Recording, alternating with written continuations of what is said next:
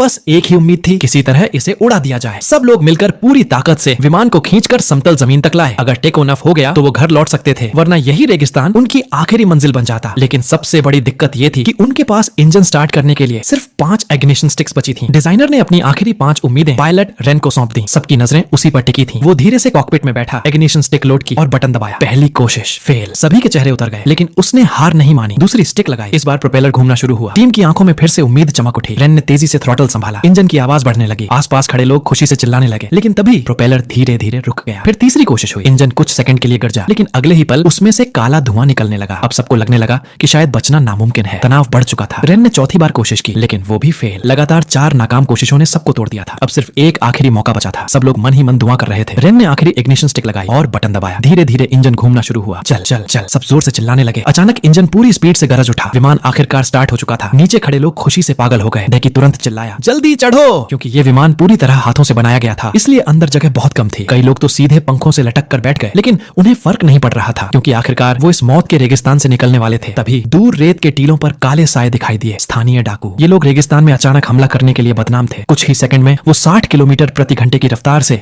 विमान की तरफ दौड़ने लगे। डेकी ने तुरंत चिल्लाकर सबको पकड़ने को कहा और विमान रन करना शुरू कर दिया। लेकिन पीछे पड़े डाकुओं ने बंदूकें निकाल ली। गोलियों की बौछार में विमान की टेल कंट्रोल केबल टूट गई। अब पीछे का कंट्रोल खत्म हो चुका था। इसका मतलब विमान ठीक से उड़ ही नहीं पाएगा। और सबसे डरावनी बात, सामने थोड़ी ही दूरी पर गहरी खाई थी। अगर टेको न फेल हुआ तो सब सीधे नीचे गिरने वाले थे। तभी सुनहरे बालों वाला रिकू तुरंत विमान के पीछे चढ़ गया। तेज हवा और हिलते विमान के बीच उसने पूरी ताकत लगाकर टूटी केबल फिर से जोड़नी शुरू कर दी। लेकिन तब तक विमान खाई के बिल्कुल किनारे पहुंच चुका था। पीछे खड़े डाकुओं को लगा कि अब यह सीधा नीचे गिरेगा, लेकिन अगले ही पल विमान अचानक हवा में उठ गया। आखिर ये लोग इस सुनसान रेगिस्तान में फंसे कैसे थे? कुछ दिन पहले करीब 200 टन वजनी एक कार्गो प्लेन धीरे धीरे एक तेल फैक्ट्री के रनवे पर उतरा था और इस मिशन का मकसद था वहां फंसे कर्मचारियों को वापस घर लाना।